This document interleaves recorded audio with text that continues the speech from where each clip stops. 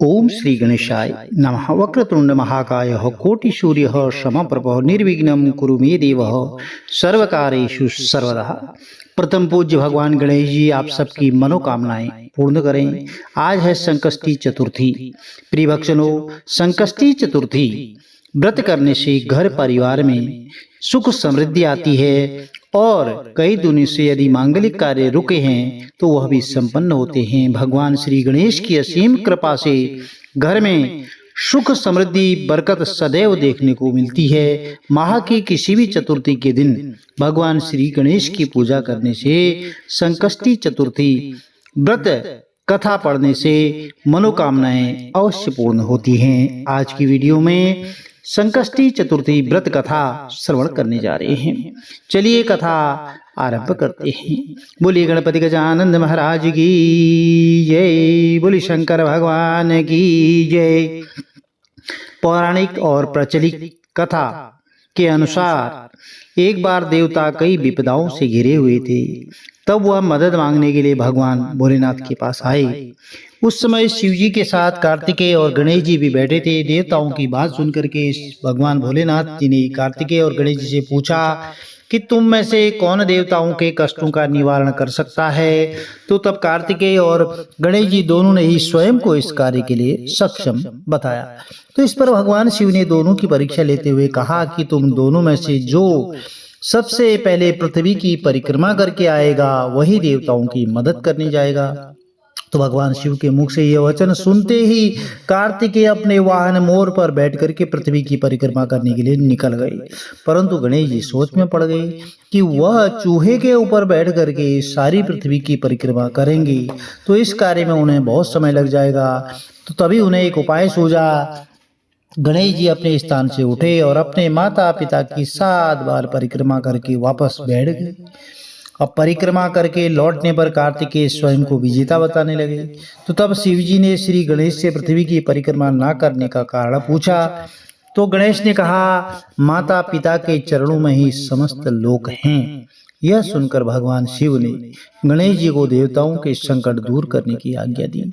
इस प्रकार भगवान शिव ने गणेश जी को आशीर्वाद दिया कि चतुर्थी के दिन जो तुम्हारा पूजन करेगा और रात्रि में चंद्रमा को अर्घ्य देगा, उसके तीनों ताप यानी कि दैहिक ताप, दैविक ताप, भौतिक ताप दूर होंगे। इस व्रत को करने से व्रतधारी के सभी तरह के दुख दूर होंगे और उसे जीवन के भौतिक सुखों की प्राप्ति होगी। चारों तरफ से मनुष्य की सुख समृद्धि बढ़ेगी। पुत्र पौत्र आदि धन ऐश्वर्य की कभी भी कमी नहीं होगी। बोले गणेश जी महाराज की जय। प्रिय भक्तों, बहुत सारी कथाएं प्रचलित हैं। एक अन्य कथा भी श्रवण कर लेते हैं। एक समय की बात है, राजा हरिश्चंद्र के राज्य में एक कुम्हार था। वह मिट्टी के बर्तन बनाता था, लेकिन वे कच्चे ही रह जाते थे। एक पुजारी की सलाह पर उसने इस समस्या को दूर करने के लिए एक छोटे बालक को मिट्टी के बर्तनों के साथ आवा में डाल दिया। उस दिन संकष्टी चतुर्थी का दिन था। उस बच्चे की माँ अपने बेटे के लिए बहुत परेशान थी। उसने गणेश जी से अपने बेटे की कुशलता की प्रार्थना की। दूसरे दिन जब कुमार ने सुबह उठकर देखा तो आवा में उसके बर्तन तो पक गए थे, लेकिन बच्चे का बाल भी बांका नहीं हुआ। वह डर गया और राजा के दरबार में जाकर सारी घटना बताई। इसके बाद राजा ने उस बच्चे और उसकी माँ को बुलवाया। तो माँ ने सभी तरह के विघ्न को दूर करने वाली संकष्टी चतुर्थी का वर्णन किया। इस घटना के बाद से महिलाएं संतान और परिवार के अखंड सौभाग्य के लिए, सुख समृद्धि के लिए संकट चौथ का व्रत करने लगी। प्रिय भक्तों, अन्य कथा एक और श्रवण करते हैं। एक समय की बात है, श्री विष्णु भगवान का विवाह लक्ष्मी जी के साथ निश्चित हो गया। विवाह की तैयारी होने लगी। सभी देवताओं को निमंत्रण भेजे गए, परंतु गणेश जी को निमंत्रण नहीं दिया गया। कारण जो भी रहा हो, अब भगवान विष्णु की बारात जाने का समय आ गया। सभी देवता अपनी पत्नियों सहित विवाह समारोह में आए। उन सब ने देखा कि गणेश जी कहीं दिखाई नहीं दे रहे हैं। तो वे आपस में चर्चा करने लगे कि क्या गणेश जी को न्योता नहीं दिया या स्वयं गणेश जी आए नहीं। तो सभी को इस बात पर आश्चर्य होने लगा। तभी सबने विचार किया कि श्री विष्णु भगवान से इसका कारण पूछा जाए। तो श्री विष्णु भगवान से पूछने पर उन्होंने कहा कि हमने गणेश जी के पिता भोलेनाथ महादेव को न्योता भेजा है। यदि गणेश जी अपने पिता के साथ आना चाहते तो आ जाते, अलग से न्योता देने की कोई आवश्यकता भी नहीं थी। और दूसरी बात यह है कि उनको 1.25 मन मूंग, 1.25 मन चावल, 1.25 मन घी और 1.25 मन लड्डू का भोजन दिन भर में चाहिए। यदि गणेश जी नहीं आएंगे तो कोई बात नहीं, दूसरे के घर जाकर इतना सारा खाना पीना अच्छा भी नहीं लगता। इतनी वार्ता कर ही रहे थे, किसी एक ने सुझाव दिया कि यदि गणेश जी आ भी जाएं तो उनको द्वारपाल बना करके बैठा देंगे कि आप घर की ध्यान रखना, और आप तो चूहे पर बैठकर धीरे धीरे चलोगे तो बारात से बहुत पीछे रह जाओगे। यह सुझाव इस सबको पसंद आ गया, तो विष्णु भगवान ने अपनी सहमति दे दी। होना क्या था, इतने में गणेश जी वहां पहुंच गए और उन्हें समझा बुझाकर घर की रखवाली करने बैठा दिया गया। बारात चल दी तो तब नारद जी ने देखा कि गणेश जी तो दरवाजे पर ही बैठे हुए हैं। तो वे गणेश जी के पास गए और रुकने का कारण पूछा तो गणेश जी कहने लगे कि विष्णु भगवान ने मेरा बहुत बड़ा अपमान किया है। नारद जी ने कहा कि आप अपनी मूषक सेना को आगे भेज दें तो वह रास्ता खोद देगी, जिससे उनके वाहन धरती में धंस जाएंगे, तब आपको सम्मान पूर्वक बुलाना पड़ेगा। अब तो गणेश जी ने अपनी मूषक सेना जल्दी से आगे भेज दी और सेना ने जमीन पोली कर दी। जब बारात वहां से निकली तो रथों के पहिए धरती में धंस गए। लाख कोशिश करें परंतु पहिए नहीं निकले। सभी ने अपने अपने उपाय किए परंतु पहिए तो नहीं निकल पाए, बल्कि जगह जगह टूट गए। किसी भी की समझ में नहीं आया कि अब क्या किया जाए। तो तब तो नारद जी ने कहा कि आप लोगों ने गणेश जी का अपमान करके अच्छा नहीं किया। यदि उन्हें आप मना कर लाएं तो आपका कार्य सिद्ध हो सकता है और यहाँ संकट टल सकता है। तो शंकर भगवान ने अपने दूत नंदी को भेजा और गणेश जी को लेकर आए। गणेश जी का आदर सम्मान के साथ पूजन किया गया। तब कहीं रथ के पहिए निकले और अब रथ के पहिए निकल तो गए परंतु वे टूट फूट गए। उन्हें कौन सुधारे। तो पास के खेत में खाती काम कर रहा था, उसे बुलाया गया। खाती अपना कार्य करने के पहले श्री गणेशाय नमः कहकर गणेश जी की वंदना मनी मन करने लगा और देखते देखते खाती ने सभी पहियों को ठीक कर दिया। तब खाती कहने लगा कि हे देवताओं, आपने सर्वप्रथम गणेश जी को नहीं मनाया होगा क्योंकि और न ही उनकी पूजा की होगी, इसीलिए तो आपके साथ यह संकट आया है। हम तो मूर्ख अज्ञानी हैं, फिर भी पहले गणेश जी को पूजते हैं, उनका ध्यान करते हैं। आप लोग तो देवता गण हैं, फिर भी आप गणेश जी को कैसे भूल गए। अब आप लोग भगवान श्री गणेश जी की जय बोल करके जाएं तो आपकी सब मनोकामनाएं पूर्ण होंगी, सारे संकट दूर होंगे। ऐसा कहते बारात वहां से चल दी और श्री हरि विष्णु भगवान लक्ष्मी जी के साथ विवाह संपन्न करा के सभी सकुशल घर लौट आए। तो हे गणेश जी महाराज, आपने विष्णु भगवान को जैसे कारज सरयू ऐसा कारज सबको सिद्ध करना और कथा सुनने वाले, कथा कहने वाले की मनोकामना जरूर पूर्ण करना। बोली गणेश जी महाराज की जय। श्री गणेश चतुर्थी की पौराणिक कथा के अनुसार एक बार भगवान शिव और माता पार्वती नर्मदा नदी के किनारे बैठे हुए थे। वहां माता पार्वती ने भगवान शिव से समय व्यतीत करने के लिए चौपड़ खेलने को कहा। तो शिव भगवान ने चौपड़ खेलने के लिए तैयार तो हो गए, परंतु इस खेल में हार जीत का फैसला कौन करेगा, यह प्रश्न उनके समक्ष उठा। तो भगवान शिव ने कुछ तिनके एकत्रित करके उसका एक पुतला बनाकर उसकी प्राण प्रतिष्ठा कर दी और पुतले से कहा, बेटा हम चौपड़ खेलना चाहते हैं परंतु हमारी हार जीत का फैसला करने वाला कोई नहीं है, इसीलिए तुम बताना कि हम दोनों में से कौन हारा कौन जीता। उसके बाद भगवान शिव और माता पार्वती का चौपड़ खेल शुरू हो गया। यह खेल 3 बार खेला गया और संयोग से तीनों बार माता पार्वती ही जीत गई। खेल समाप्त होने के बाद बालक से हार जीत का फैसला करने के लिए कहा गया। तो बालक ने कहा महादेव को विजयी बता दिया। अब यह सुनकर माता पार्वती बहुत क्रोधित हो गई और क्रोध में उन्होंने बालक को लंगड़ा होने, कीचड़ में पड़े रहने का श्राप दे दिया।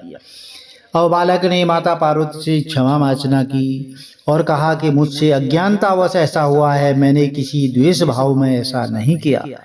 तो बालक द्वारा क्षमा मांगने पर माता ने कहा, यहाँ गणेश पूजन के लिए नाग कन्याएं आएंगी, उनके कहे अनुसार तुम गणेश का व्रत करना और ऐसा करने से तुम मुझे प्राप्त करोगे। यह कहकर माता पार्वती शिव के साथ कैलाश पर्वत पर चली गई। 1 वर्ष के बाद उस स्थान पर नाग कन्याएं आई।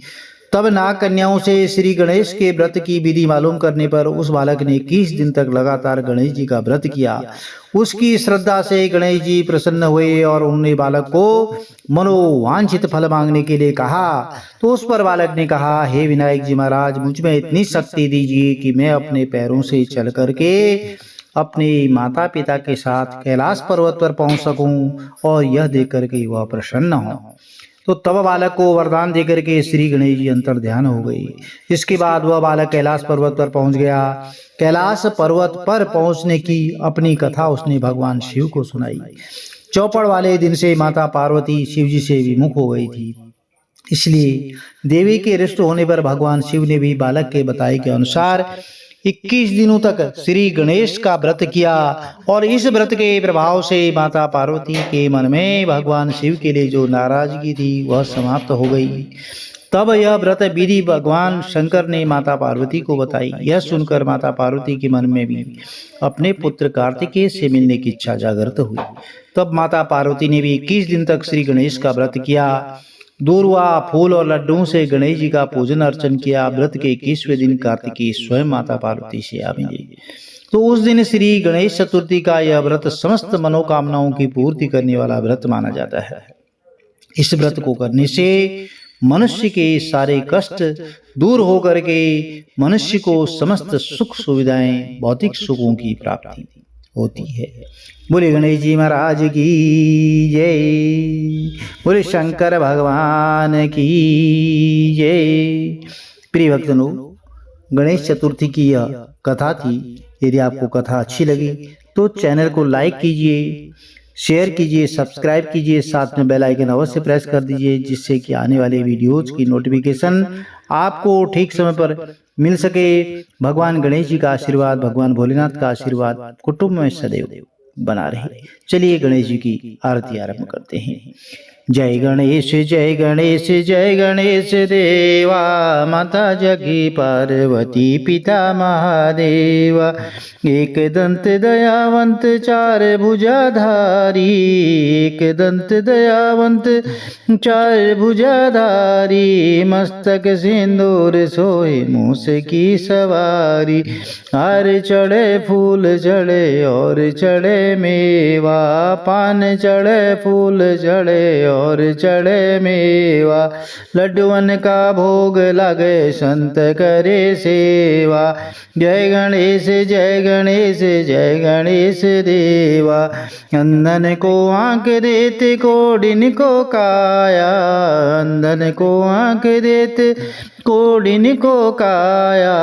माझन को पुत्र देते निर्धन को माया, माझन को पुत्र देत निर्धन को माया।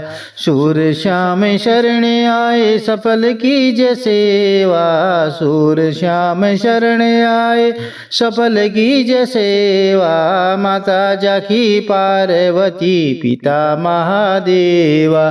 जय गणेश जय गणेश जय गणेश देवा। माता जाकी पार्वती पिता महादेवा।